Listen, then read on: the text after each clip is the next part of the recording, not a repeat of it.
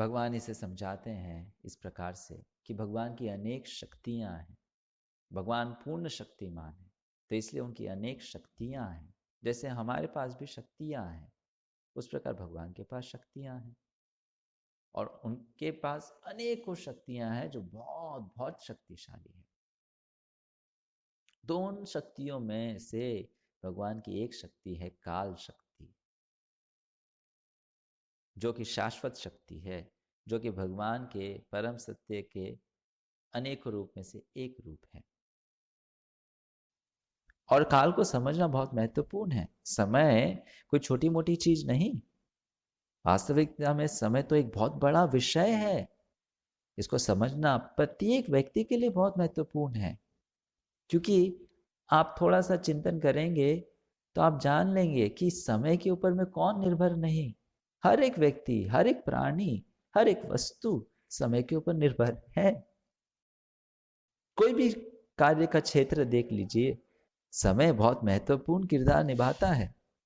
हमारे जीवन में ही ले लीजिए, हमारा जन्म हो, हमारी मृत्यु हो, बुढ़ापा का समय हो, जीत हो, हार हो, सफलता हो, विफलता हो, हमारा जो कार्य है, हम जो धार्मिक अनुष्ठान करते हैं, छोटा से छोटा कार्य लेके बड़ा सा बड़ा कार्य, कुछ भी, सब कुछ समय के ऊपर निर्भर है।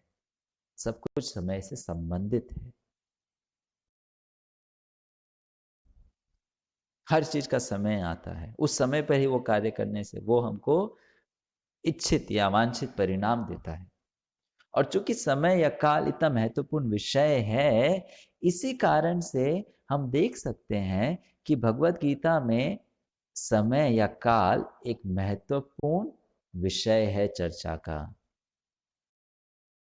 भगवत गीता में ऐसा प्रभुपाद जी भगवत गीता की भूमिका में बहुत सुंदर से समझाते हैं कि पूरी भगवत गीता, जिसमें 700 श्लोक है, इस पूरे विषय को 5 मूल विषयों में बांटा जा सकता है।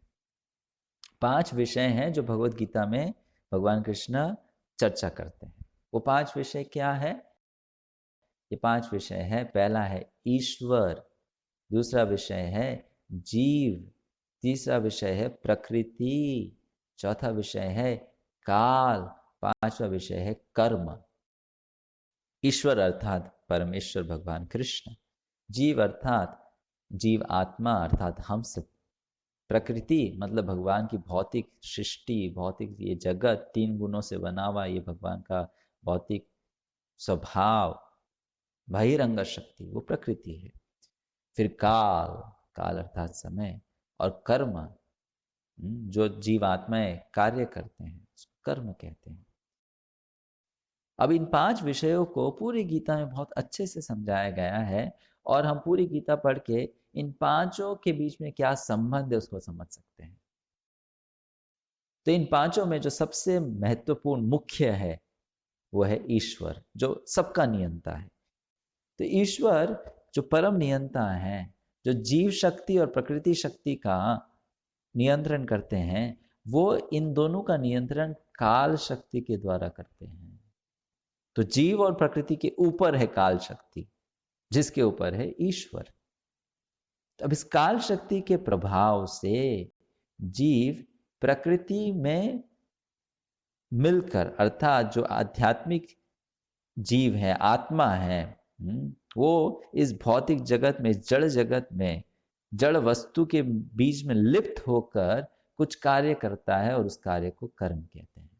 कि भगवान ईश्वर के अधीन काल शक्ति है, जिसके अधीन जीव और प्रकृति है, और वो जीव उस प्रकृति के भीतर, उस प्रकृति में स्थित होकर कुछ कार्य करता है, 3 गुणों से प्रभावित होकर, काल शक्ति से प्रभावित होकर, उस कार्य को कर्म कहते हैं। तो इस काल का कार्य क्या है? काल करता क्या है?